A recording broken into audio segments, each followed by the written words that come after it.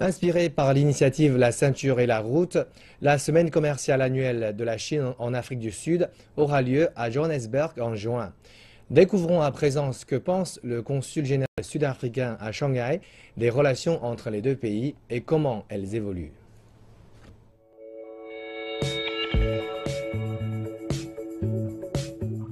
L'Afrique du Sud et la Chine connaissent une forte croissance dans le commerce puisque 23 accords d'une valeur de plus de 7,7 milliards de dollars ont été signés durant la visite du président Xi Jinping en 2015.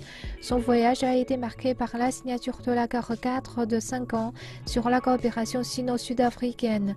L'année prochaine sera le 20e anniversaire des relations diplomatiques entre les pays et le consul général sud-africain à Shanghai dit que les relations sont à leur plus haut niveau. Cela a été affirmé par le président Xi Jinping et le président Zuma durant leur rencontre de haut niveau en Afrique du Sud. La relation continue à se développer, à s'étendre et à s'approfondir. Le consul général ajoute que l'Afrique du Sud apprécie le fait que la Chine soit son plus grand partenaire commercial et qu'elle le soit depuis 8 ans.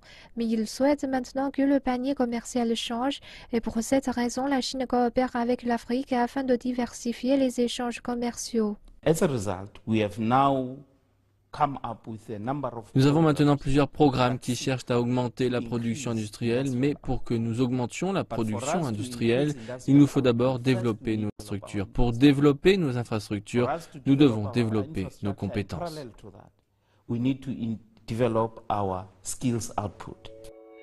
Avec une économie en développement, une intégration régionale rapide et l'amélioration des infrastructures, la demande pour des réseaux d'information efficaces en Afrique du Sud a été élevée. L'entreprise publique chinoise China Telecom a acquis une licence de télécommunication dans le pays en 2012. Elle construit un câble sous-marin qui relie l'Afrique du Sud à l'Europe et à l'Asie. Il a une capacité de plus de 24 terabits, ce qui représente le transfert de 1000 films haute définition par seconde. Et dans la région africaine, comme nous le savons, il manque encore d'infrastructures de télécommunications sur tout le continent. Donc nous souhaitons travailler avec d'autres partenaires, même avec le gouvernement local, pour améliorer leurs infrastructures, pour fournir de meilleurs services de télécommunications dans chaque pays du continent africain. Selon un rapport de l'Association commerciale et économique Afrique du Sud de Chine, plus de 300 compagnies chinoises sont aujourd'hui en Afrique du Sud et parmi elles, il y a environ 140 moyennes et grandes compagnies comme Huawei et Jia Solar.